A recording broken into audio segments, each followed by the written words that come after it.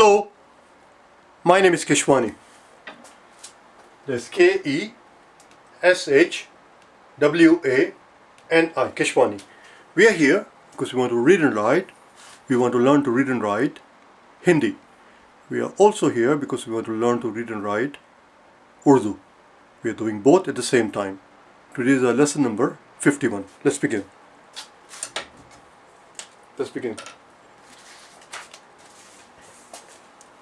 The very first word is very straightforward. It's mere.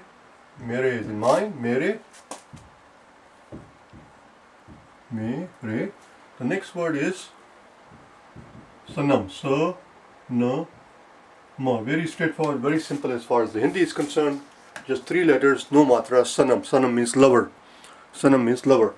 Now you might think the sanam would be spelled with a sin. Sin, na, and a ma. But that's not right. Sanam is not spelled with a sin. Sanam, we have two sas in Urdu. Two sa. One is this one, which is exact equivalent of sa, but the other sa does not exist in Hindi. The other sa is right there, swat. It's called swat. We learned it on day number 6, swat. That's what the correct spelling calls for that letter. That's what it calls for. So it's not sin, it's swat. It looks like this. And we have to combine them together. When we combine them together, this is swat, to which we're going to join the na and then the ma. That's what it looks like. Sanam.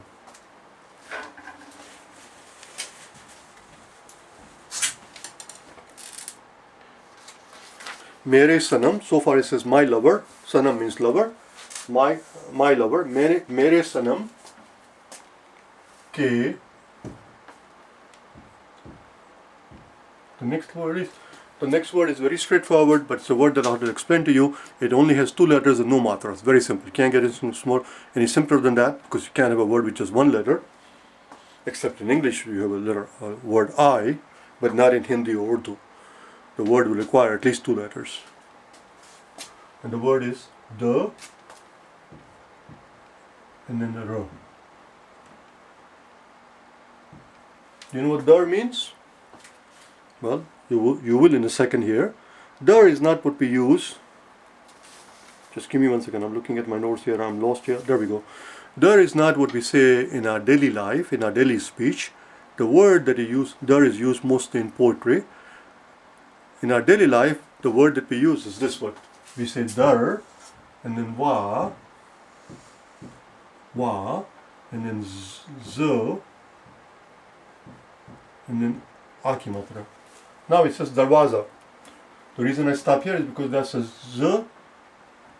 This so far it says dar, wa, and za. Even though it ends in an aki matra, in Urdu it's going to end with her.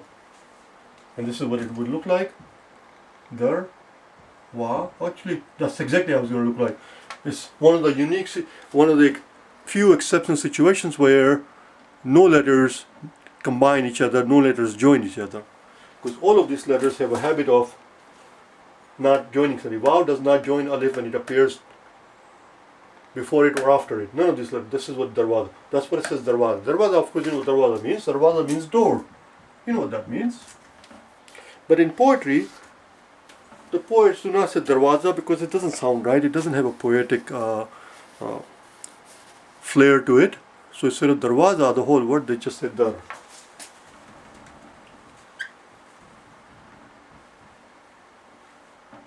That's what that is. It means door. मेरे सनम के दर से अगर दर से अगर अ ग र agar. Let's join them together. A, ga, and ra. Agar. Mere sanam ke dar se agar. What it says so far, and this three lines we're going to do today.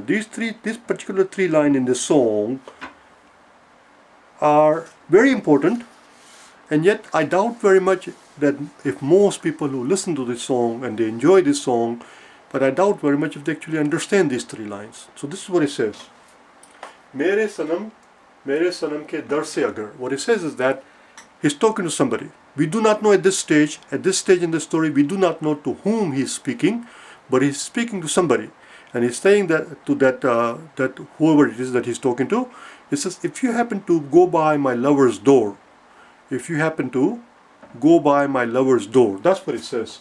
Mere sanam ke dar se agar, my lover's door agar. If you happen to go by my lover's door, that's what it's trying to say.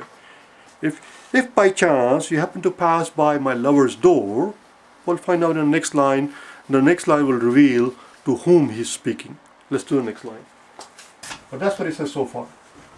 Remember, if you happen to go by my lover's door, now in the next line he reveals, the poet reveals to whom he was speaking. But before we go into it, we have to do a couple of vocabulary words. 2 vocabulary words. Let's do it together. Actually, before we do the vocabulary words in Hindi or Urdu, let's learn a new word in English language. Okay? The word is this.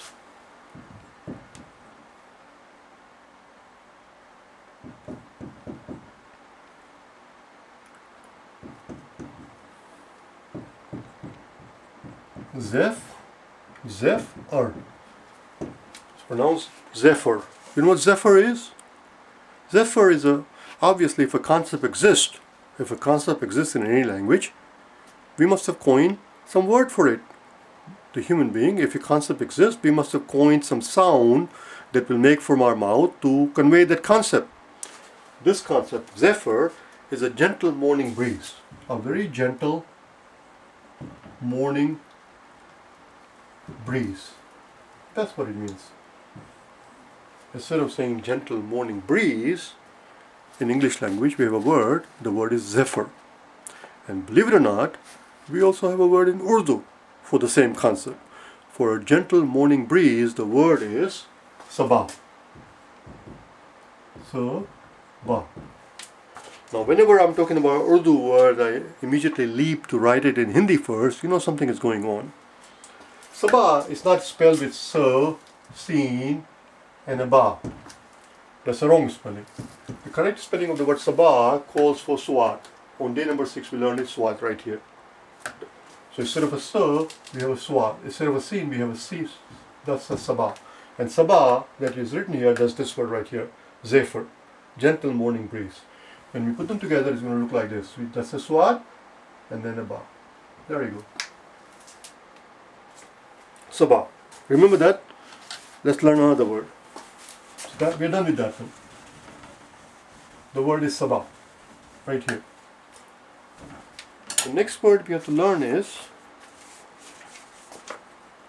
baad. Ba-d.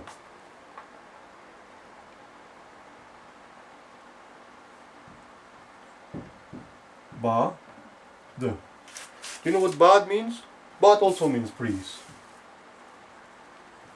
And that happens sometimes in the poetry, even though sabah by itself means gentle morning breeze, but for poetic purposes, to make it sound more elegant, more beautiful, instead of saying simply sabah, he repeats the word breeze. He repeats the word breeze, even though sabah itself means morning breeze. Sabah does not mean just morning, it means gentle morning breeze, zephyr. But he repeats the word breeze just for the effect. And that word is baad. And now let's combine the two together. And when we combine the two together, what we find is this. We have a baad, which is breeze, and then we have sabah, which means gentle morning breeze. And out of that, we're going to make a compound word by putting zer underneath this the, but that zer is not a zer. It's not a zer, it's not a choti ki matra. What it does is, obviously, we talked about it just a little while ago, obviously, choti ki matra cannot appear at the end of the word, never ever. That's not a zer. What it does is that it's going to convert the, this is dal, it's going to convert the, oh, I have to write the other way around here. Sabah is written first here. Baad, and then sabah. What it does is that it's going to convert the sound into de. It's no longer the, this sound becomes de. And now it reads ba-de sabah.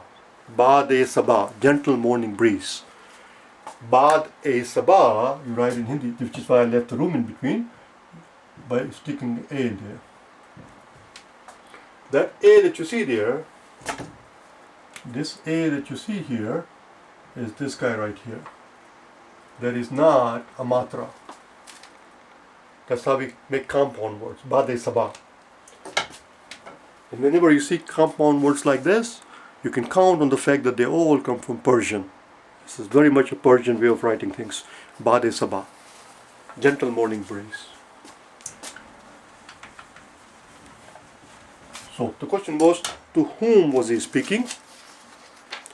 Mere sanam ke dar se agar. If you happen to go by my lover's door, in the next line we find out to whom he's speaking. He's speaking to the gentle breeze. He's speaking to the gentle morning breeze. He's speaking to the zephyr. Bad e sabah. Bad e sabah. I don't know why I erased the whole thing. I had it on the blackboard just now. Bad e sabah. Ho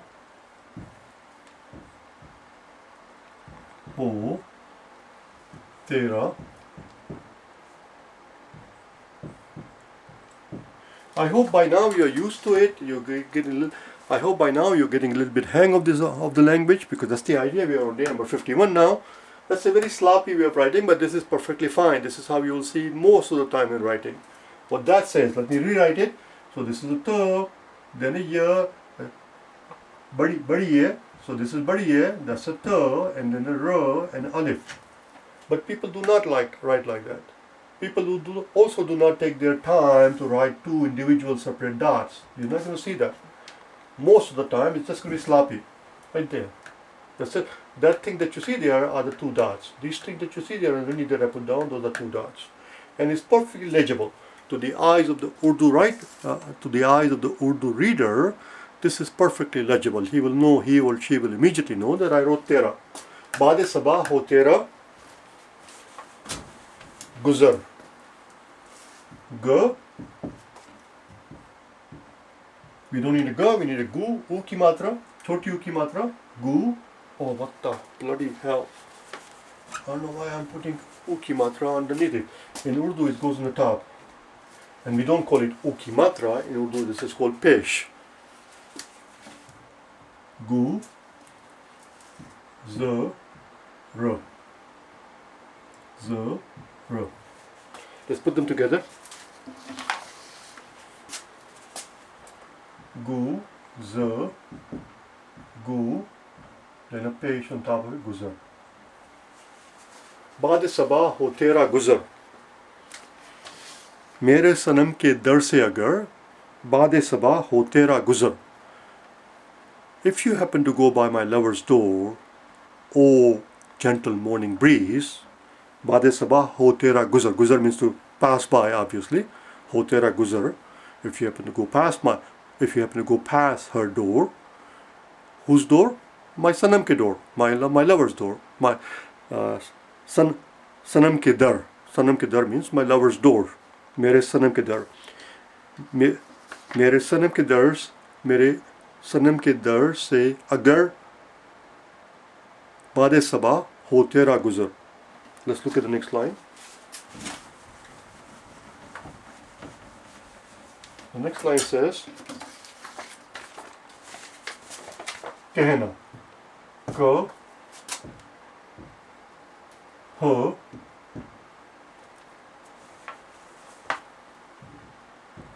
that her is what we need here. Out of the four hers we have, this is the her we need here. कहना. Let's put it together. कहना.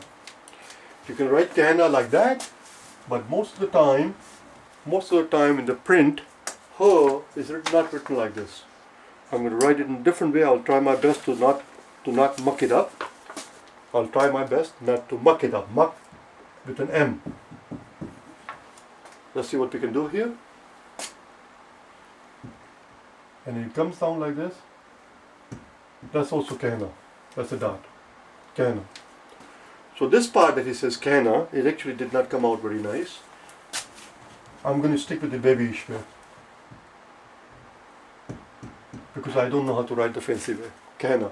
This word kahna means to tell. This word, the very first word kahna in this line, is actually an order. He's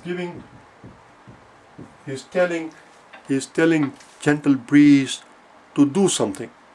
Because he's talking to the gentle breeze, he's talking to the gentle morning breeze, he's talking to Zephyr. He says, oh Zephyr, if you happen to go by my lover's door, tell her, kahna, tell her. It's an order, kahna. What it is that he wants to tell, what it is that he wants the Zephyr to tell her lover, his lover rather, we'll find out in a second. The next is a vocab word. Let's learn it together. So, we don't need a sa, we need a si. Then we have a ta. And then we have a mo. Sitam. Sitam. You know what sitam means?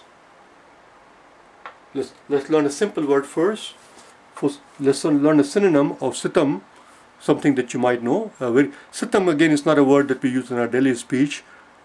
In the daily speech you will see this word. Z. We don't need a z, we need a zu. Just give me a second. Yep, we need a uki matra. I stop here because the z that we need here, the z that you see, as you can see, we have 4 z's in Urdu language. This is called zal, dal, zal. This is called ze, re, ze. It comes after letter re. This is called zuad. It comes after swad that we did here. Right here. Swad, zuad. As you can see, they have the same shape. Then we have this letter called zoin. It comes after the letter toin. Toin is the approximate t. This is the z we need right here. That's why I stop here.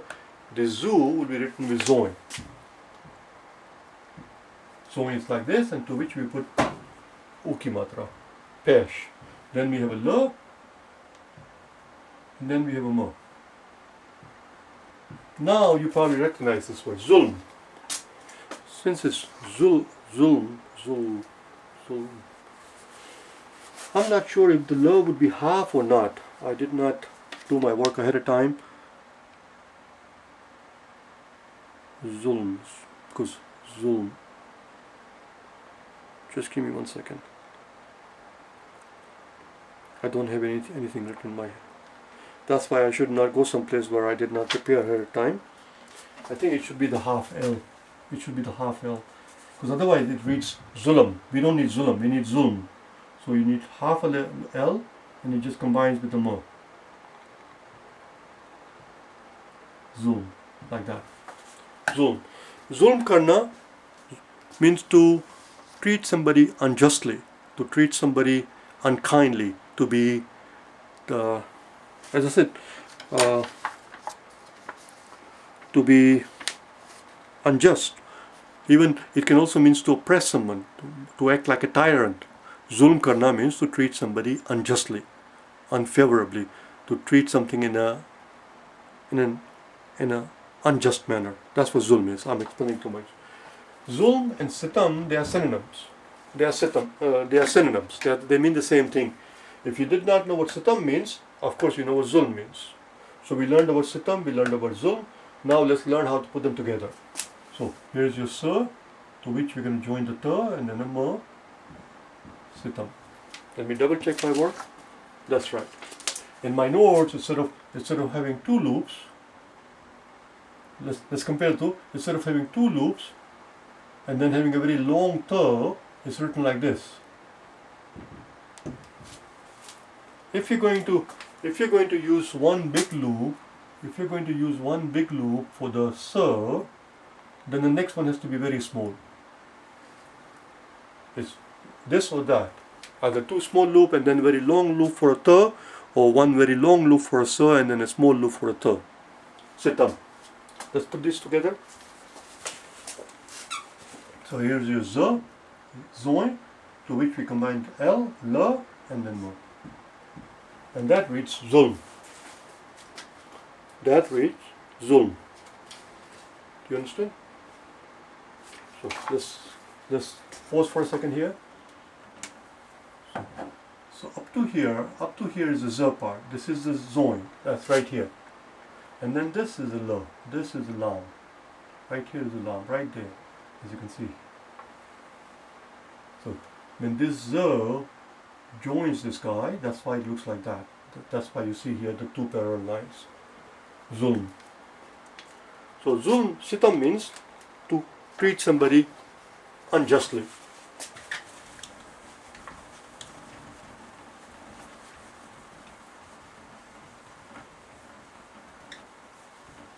But sitam means to treat somebody unjustly. What do you call the person who is performing the unjust act? The person who is performing the unjust act, the person who is being unjust, we call that sitamgar.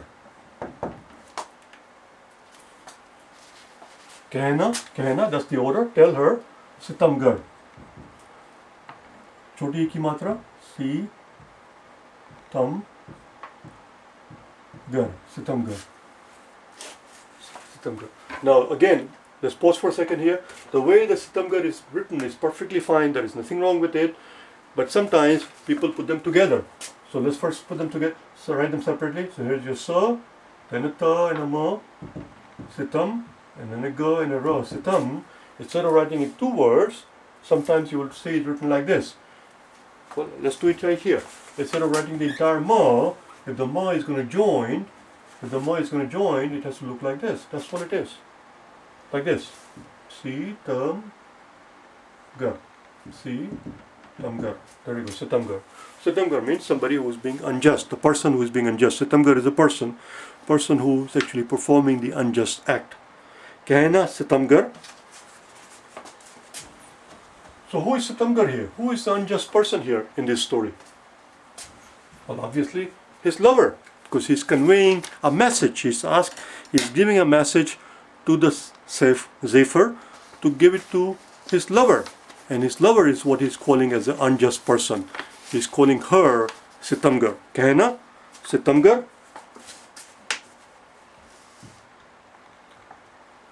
Kuch.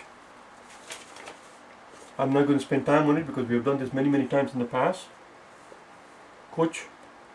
I'm looking at my note how to write kuch because I forgot how to write cho. Ku. Kuch. He. Her. And a year. But we don't need a. This is choti ek ki matra. We need a badi ek ki matra. To need a badi ek ki matra, on top of the her, we put a zabar. And as soon as we put a zabar, it becomes a badi ek ki matra. कहना, tell her. When he says tell her, actually what he's saying is that ask her. Instead of saying pushna, which did not work in the poetry for some reason, obviously. So instead of writing pushna, he says कहना, tell her. Sitamgar, kuch hai khabar. Oh, that's it. That's it. कहना sitamgar, kuch hai khabar. You heartbreaker, you unjust person, you unkind person. Oh, we don't write that. We did not write kuch hai. We didn't put down khabar. Kha, ba, ra. Kha is this kha right here with the dot. This kha right here, and then a ba. And a row. Let's put them together. Kha, ba, ra. There you go. It's very simple. कहना उससे कहना. Tell her. Well, actually, what he's asking, I shouldn't say him because he's talking to the gentle breeze. What he's asking the Zephyr is not to go and tell her, but rather to go and ask her. कहना. Sitamgar. Kuch hai khabar. Kuch hai khabar. Khabar means news. Kuch hai khabar. What's trying to say is ask her. Do you have anything to say? Do you have anything to say at all for the way you treated me? कहना sitamgar, kuch hai khabar. Do you have anything to say? Let's do 3 lines together. मेरे सनम के दर से अगर बादे सबा हो तेरा गुजर. The gentle breeze, the morning breeze, the Zephyr. Oh Zephyr, if you happen to go by the door, by my lover's door, ask her, do you have anything to say for the way you treated me? for all the unjust that you did to me, for breaking my heart, for making promises to me and not fulfilling them. Do you have anything to say in your defense? कहना सितमगर कुछ है खबर. Do you have something to say? That's the end of it. Bye. Or rather, not you have something to say, rather, do you have anything to say in your defense? Do you have anything to say in your defense? कुछ है खबर. Bye now.